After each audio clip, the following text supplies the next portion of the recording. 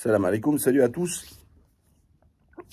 Alors, il y a encore une décision politique menée par le préfet du Nord qui enfin, veut expulser Hassan Iquioussen, qui est un prédicateur depuis plusieurs décennies. Et donc, là, ça va intéresser tout le monde, hein, le musulman, le non-musulman, tout ça, etc. Et je vais vous donner, moi, mon opinion avec les deux qualités. En qualité de français et puis en qualité de musulman.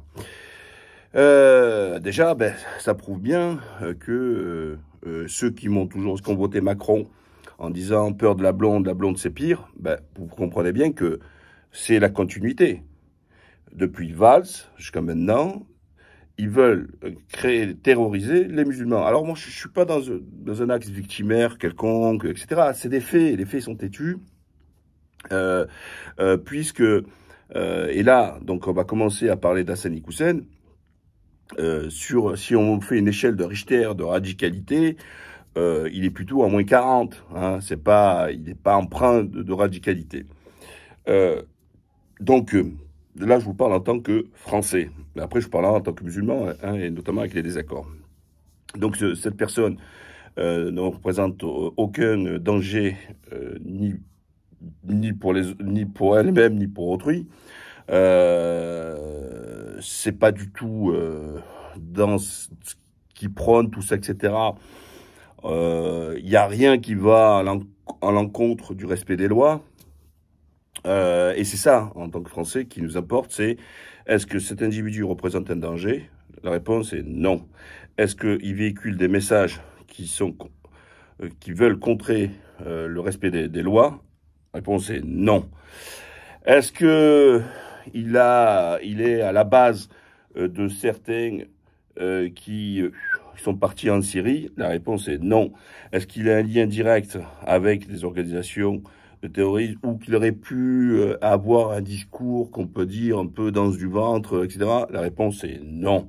Donc, il représente aucun danger et je vois pas en quoi, alors qu'il est né en France, il est grand-père, etc. Il a été français, puisque c'est le père qui leur avait fait en sorte d'enlever le retrait de la nationalité française. Et lui, par deux fois, avait fait une demande de réintégration de la nationalité qui a été refusée.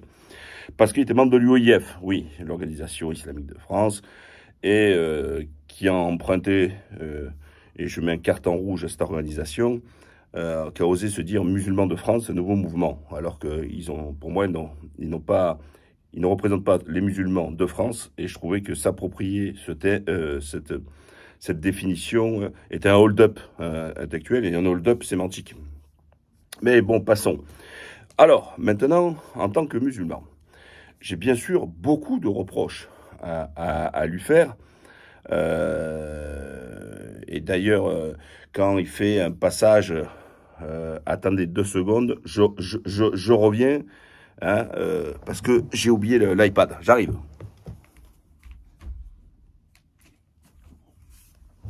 Bon, il y a bien sûr l'usure. L'usure, ça, je comprends pas.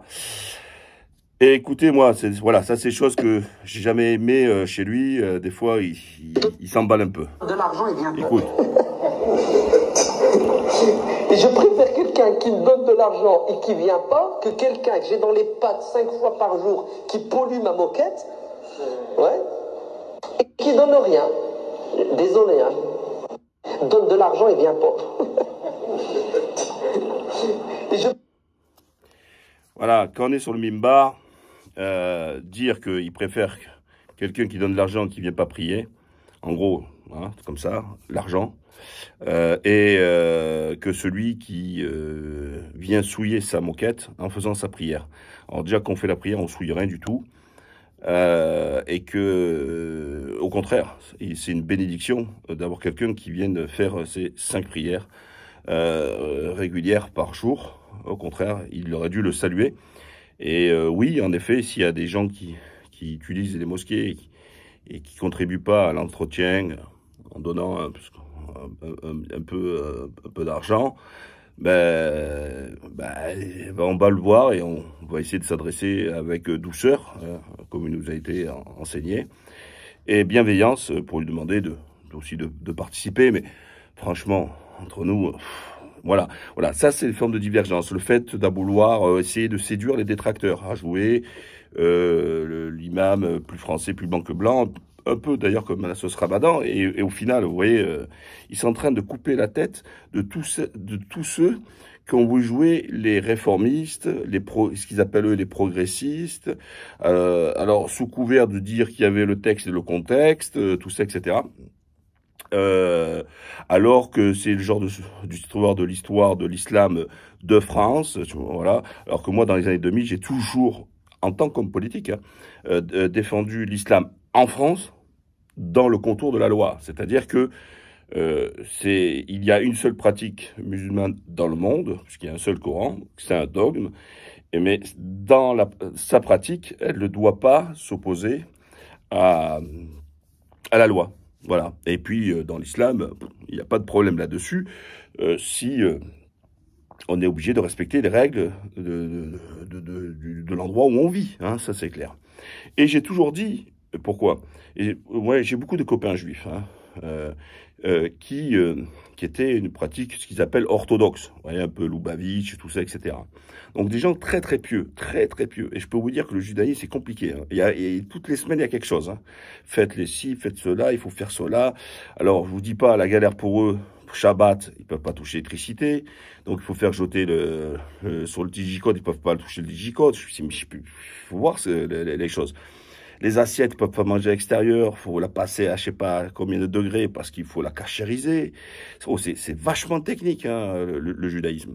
Et donc on dit la pratique de ma foi, je suis dans le cadre de la France qui est un pays laïque, ça passe pas et puis ils sont partis en Israël. Et ils sont épanouis en vivant en Israël, en étant leur foi. Il en est de même pour les musulmans.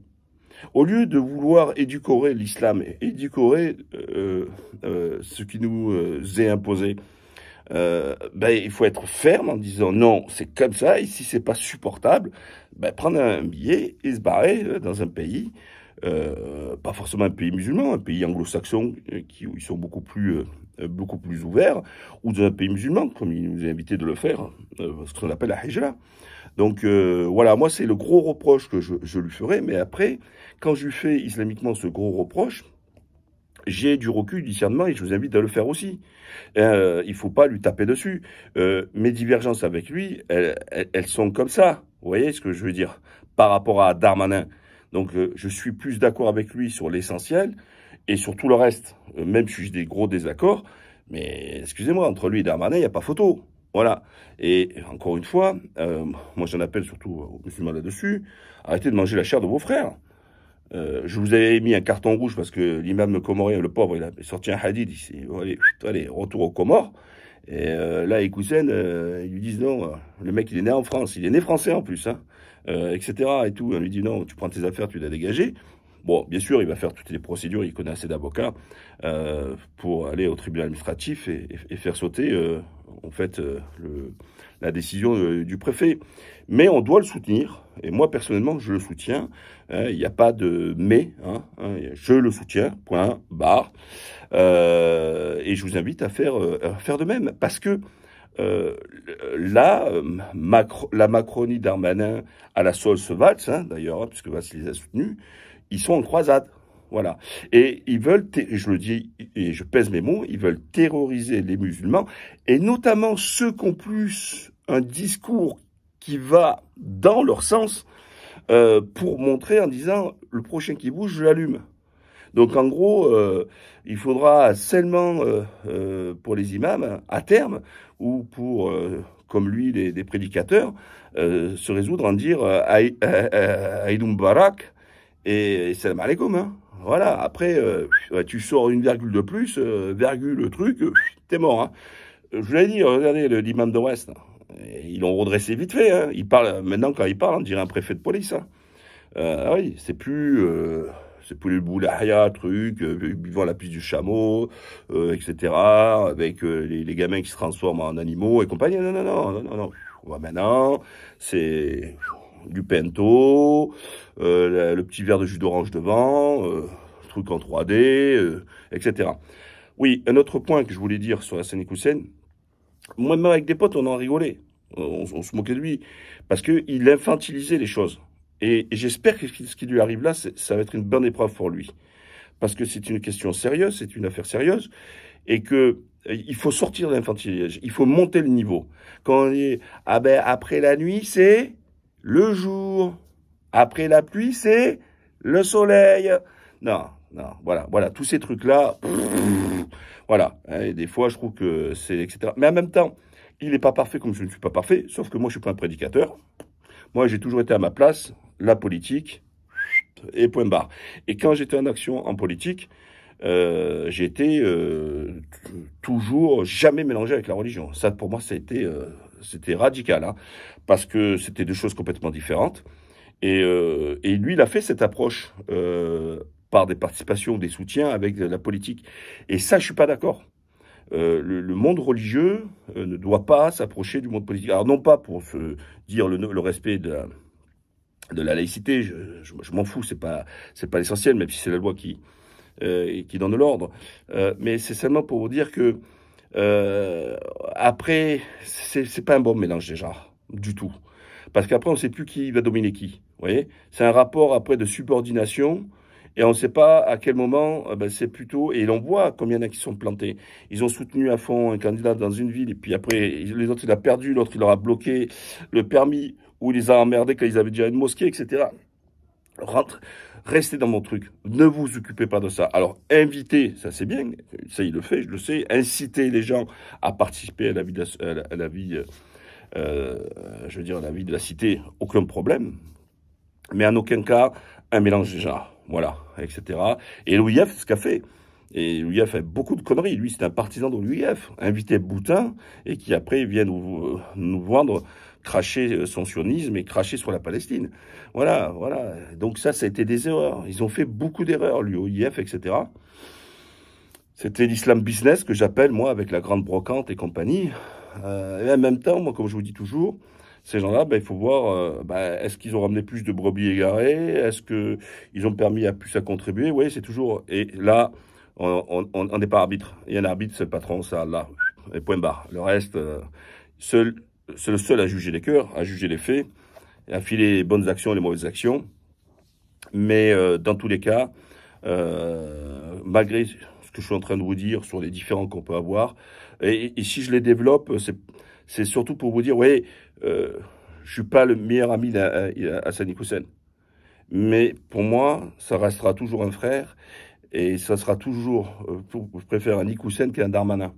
Entre quelqu'un qui mène une croisade contre mes coreligionnaires et quelqu'un qui prône justement et comment dire, est mon coreligionnaire, encore de façon exclusive. Il n'y a pas de mais, il n'y a pas de virgule, il n'y a pas de ce que vous voulez.